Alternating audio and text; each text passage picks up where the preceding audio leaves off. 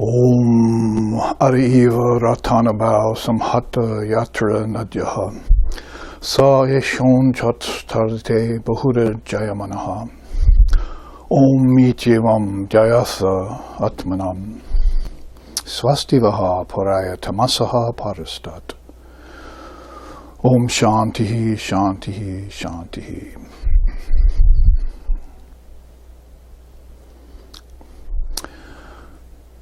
There, at the center, in the heart, where all the hundreds and thousands of subtle nerve endings meet, like the spokes of a chariot wheel at the hub, abides the Atman.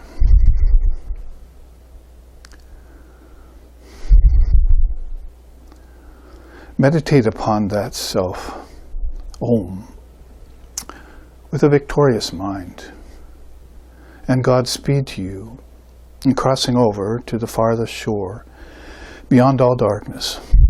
Om, peace, peace, peace.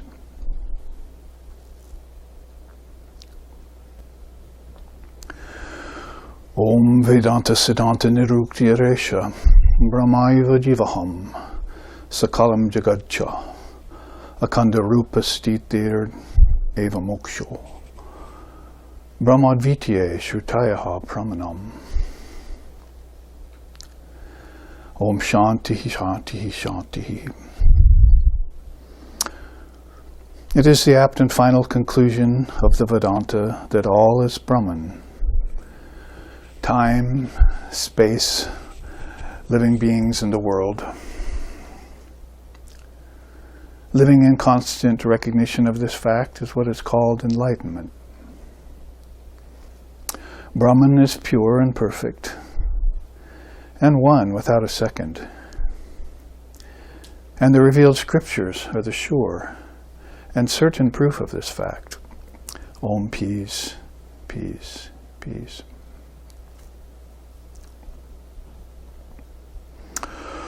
Om Sahana. Om Sahana Vavatu Sahano Bhunaktu Saha Viryam Karavavahai Tejasvi Navaditamastu Ma Vidvishovahai.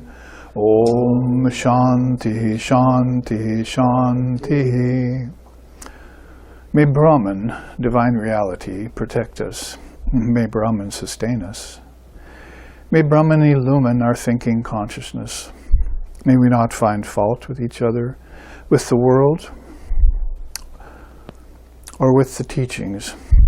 And may what we study be a source of inspiration to us eternally. Om, peace, peace, peace. May peace be unto us, and may peace be unto all. Om Hari Om.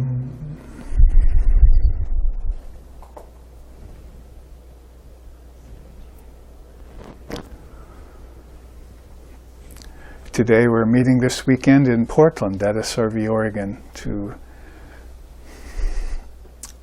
dive deep into the Vedanta, as the chant just mentioned. And I feel like I'm speaking to the Association of Masked Bandits as I look out on the room. As we're here in the midst of COVID times, but never mind COVID, we want Paravid. That's Sanskrit pun. That means the highest wisdom, which actually is the best immune system against all diseases at any level, physical, emotional, which the world is being plagued with right now. And intellectual, philosophical, spiritual, which we tend to look at as the direct experience of Brahman, whom we just chanted about. So that's called Paravid, when you place your mind on those highest teachings, and the best sources for those are Upanishads. Sarvadharma Upanishadam Mahastram. Those scriptures say Mahastram means great. It's a great path of non-duality that's evinced by the Upanishads and other non-dual scriptures of the world. Particularly of India, because that's where we focused We feel India has focused the best and for the longest amount of time, which longest amount of time here means eternity, on the non-dual strand of teachings that flows through. And in our particular order with Sri Ramakrishna, Holy Mother, Sri Sharda Devi, and Swami Vivekananda, that non-dual strand includes some esoteric knowledge about the Divine Feminine. That is, the Holy Mother is, of course, an instance, the greatest instance of that. And Sri Ramakrishna, this avatar of this Kali Yuga, brought her with him. She attended. So she was here with us in the body for some decades. And probably we're looking about 130 years ago when Swami Vivekananda came to this country, in London, England, and then to America, and spent a year to come back a year or two later to spend another year. So we had this feat of a perfectly illumined soul on our soil in 1893. And the Parliament of Religions was the great event that happened at that time that hosted him, and along with many other religions and their representatives. But it was Swami Vivekananda that won the day with this message of freedom, the voice of freedom they call it nowadays, that the soul is not sinful, that it's eternally perfect by nature, probably is the hallmark of Vedantic teaching, and that attracts us all. We don't like to think of ourselves as sinners. We don't like to call others sinners. There are mistakes and errors that are made, and we move to try and improve those. But we could not improve them if there wasn't something perfect lodged deeply within us, in our hearts and minds, as the Gayatri mantra, which we will study a little today, tells us. So we want to make sure that this message gets emphasized, particularly in a puritanical Western culture like America. Puritanical because that's where its roots started, and we think we're so independent and free, but actually we're bound by matter. And that's called abhinivesha in India. It's called fear of death. So if we have this death grasp upon the atomic particle, as I like to say, and we've forgotten the intelligent particles that make it up, which are beyond matter, which take us into the realm of the great mind, or Mahat it's called. Even before that, takes us into the realm of the intelligence. Then we're coming to know this great secret of India, that it put together perfectly with Advaita, or non-duality, and that was the presence of the Divine Mother, called Kali by Sri Ramakrishna in this age, Durga by those who are going to worship tonight here for our Durga Puja at the early part of Navaratri. There are 9 days and 9 nights Divine Mother gets worship. Who else gets that many days of worship, even in India? Right in a row. This is a Navaratri, it means jewel, really, it's not Ratra. So these are jewel-filled days and nights where the whole world, hopefully at least those who are aware of even the presence of Divine Mother, are focusing intensely upon her, which we will do tonight in a 2.5 or 3 hour puja with all the accoutrements. That means all the articles. We're going to offer her 10 articles, and the whole puja will start with purification of elements that we're using, flowers, incense, purification of the worshipper's body, called nyasas, that we do, including the pranayam that we'll learn about today. I've got a brand new chart for all of you to see on pranayam, which is mentioned in the Upanishad we're studying. So Divine Mother, we usually see her as a 4-armed or 8-armed, in case of Durga tonight, 16-armed deity, 6-armed in case of Ambaji, and all over India there are different manifestations of the Divine Mother. These arms, of course, are carrying her various weapons against darkness and for the light. And so she always comes on the scene in a dark age and brings forth this power. We call it Ruchira today, because that's the word used in the Upanishad. We left off with that word. How many months ago was it here that we met? Because COVID's been messing with our schedule, our travel schedule.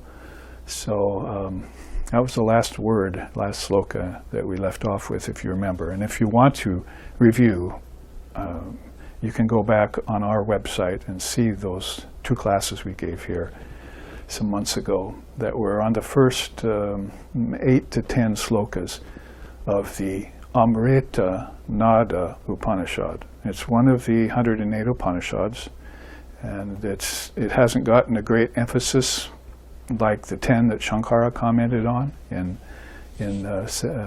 700 AD. So we are looking into all the minor Upanishads. Shankara simply didn't have time to put his great mind on all of them. So we're following up in his lead by examining some of these great Upanishads. I mean, we've done 7 of what I call the Mother Upanishads. The Annapurna Upanishad will be next weekend if you'd like to come. Still a place or 2 open, I think, in that retreat. It was pretty much filled up. But this is a Mother Upanishad, Annapurna Upanishad, where the whole mantra for Annapurna is given out in that Upanishad, and all its connections. And the whole thing starts out with the 5 delusions of the world. And the beautiful thing about it, and give you a little preview, is that the Rishi worships her for decades. Finally, she appears to him, and he's shocked, as if he didn't even believe his own worship. And there she is, appears, and she just smiles at him and says, "Ask me a boon." And so he says, let me be able to see beyond nature. Varieties is the word they use. All the varieties, because all the varieties, like Chitra it's called in Tantra, are keeping us from loving and seeing God. God is one, not many.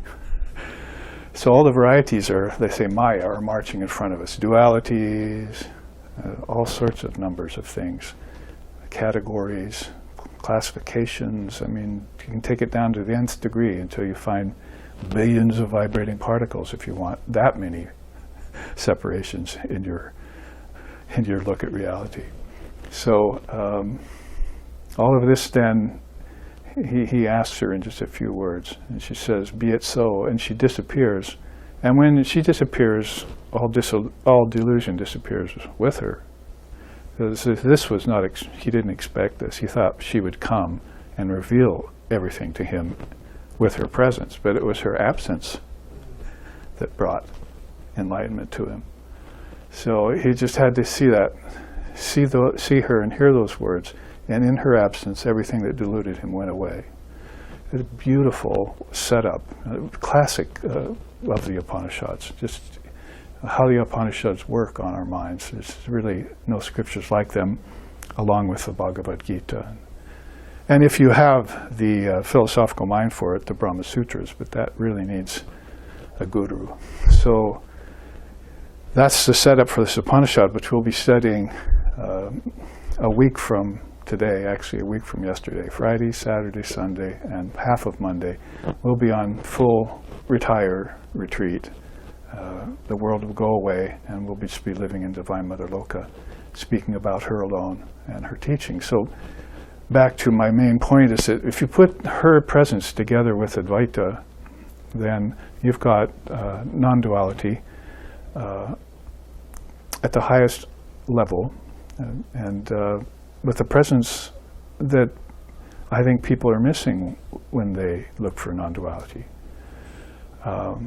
Where she mentioned otherwise, this primal Shakti, this animator that causes our senses to operate and our arms to move. Oh no, that's the prana that does that. No, she operates the prana. You see. And then she operates the thoughts, because the thoughts have to move. They need energy too, right? And not just the thoughts of the brain, the thoughts of the mind. It's back in the mind, Ruchira, as we're about to find out. You have these shining ones. Oh, welcome to these shining ones. We'll say that tonight in the puja. After we get done with the purifications, we'll ask her to come forward, and all the gods and goddesses will come with her. So this is how to put things like theology and science and philosophy together, is to bring forward knowledge of her presence. And then, of course, as I just said, her absence. Because we also know, if you haven't seen her presence first and there's absence, that's called materialism or voidism or death or emptiness without a foundation. But if you have worshipped her like the rishis did, te dhyan yoga nugata pashan devatma shaktim svagunayar nagudam, she's covered by varieties like the gunas. But when she uncovers herself, then she's the devatma shaktim, devatma, the gods, the divine, the shakti of them. She animates all the powers. And when she animates their powers, they animate the powers of nature. So this is how everything comes from Brahman, see, through prana. And with Brahman remaining completely hands-off. I'll just let her do it, Sri Ramakrishna said, I told a story once, in an Indian household, the woman does everything. She's like super Shakti. And the man just sits up lazy in his room, waits for his dinner to come. So the man is Brahman represented, and the woman is Shakti. So she does everything, more than he can ever hope to do. Vivekananda said, I came here, the American women were doing more than I could ever hope to do. He was just amazed by the American women at first. So she does everything in this story, and then she goes up to his room and tells him everything that she did today. I did this and this and this and this, and she just talks and talks. Sound familiar? So then he gets infilled on everything. It's like Brahman's just waiting for her to do everything in a cosmic cycle, and then let him know what happened, and he just mulls it over and broods on it, and she comes in and out of Brahman. I have it on the wall upstairs in my room, in this chart called Spiritual Transformation, the Goddess, which you will find in Footfalls now that book is out, with my 300 and some charts in it, like these. It's just when everything dissolves, I merge back into Brahman, and when everything is unmanifested, I'm held in abeyance there. I take my refuge in Brahman, and I'm formless. And then at the beginning of the next cycle, I come forward. And when I think we'll probably get to that quote I'm thinking about, where she comes in and out of manifestation, how important it is to know that all of these functions that are going on in the world of name and form, in time and space, are carried on by her. And since I'm thinking about it, I want to read it to you directly. It goes like this. It should be known, and this is the Svetashvatara Upanishad that's saying this, one of the other Upanishads we've studied in the early days. It should be known that the primal energy of the one Supreme Being assumes various forms. So all of this is Shakti, Sri Ramakrishna says. All of this is a combination of Shiva and Shakti. There's a silent foundation, and then there's activity. So it's stasis and dynamism, if you want to put it in those words. There always has to be a foundation underneath it that's unmoving, like an ocean without waves. But then the waves spring up.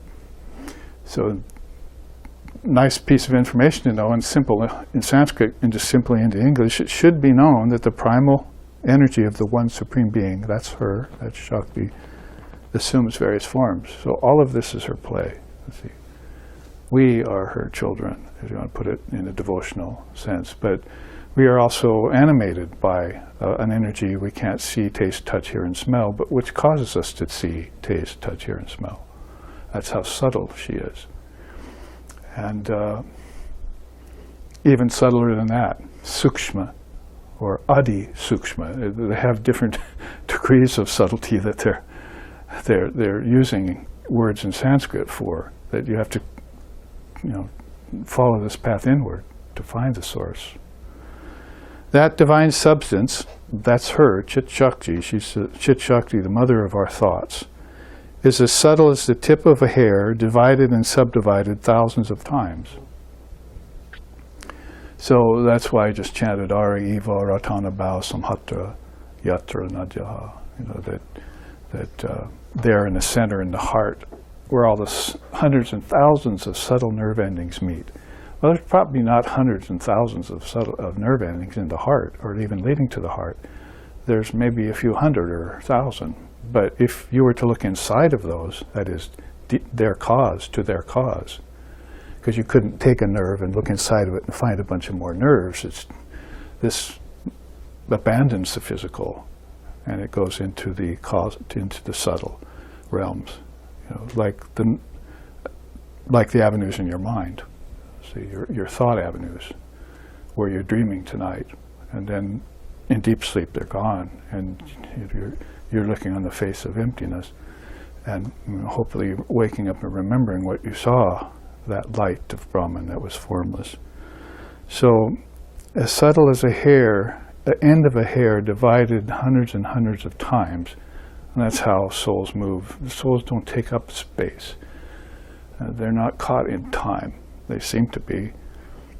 They don't have mass that we think of physically. You can't explain it by geometry or algebra or science or geography. It belies physical space, put it simply. And so you'd have to go into this, follow the tract of your thinking. Tejyan Yoga, as I was just saying, they couldn't see her because of the limitations of their own intellects, the chant goes. So then when they expanded their minds to know Brahman by certain practices, then they saw her flowing in everything beyond the gunas that she veiled herself with. So they had to put some effort into this, you see. Inward effort, not upwards, outward, or backwards. Inward effort.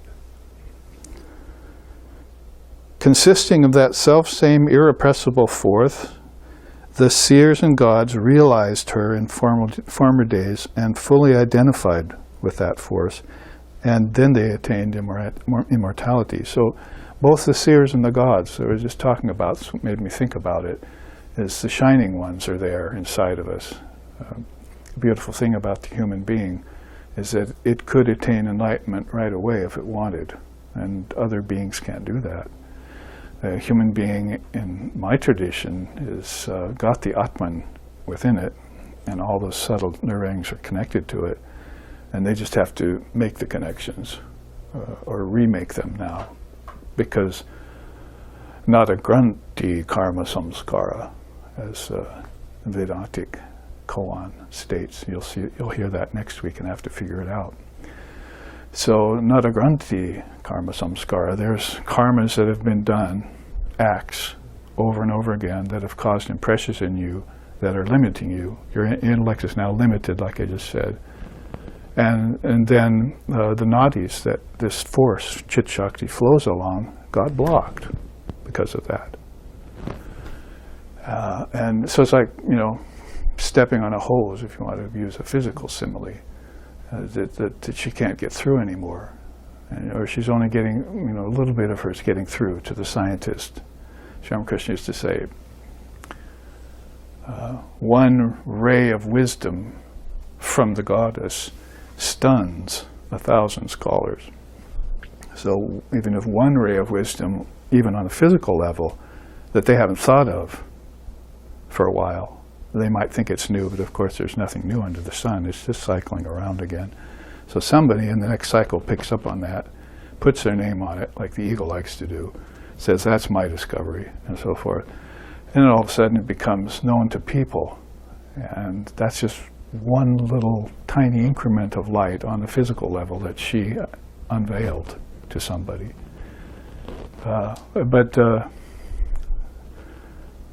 they didn't put her name on it.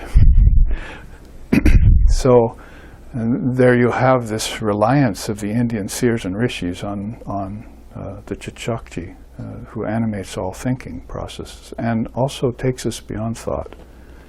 It's in the Yoga Sutras where the father of yoga, Patanjali, says that. He says, this primal Shakti, we call Chit-Shakti, she returns transmigrating consciousness to its source.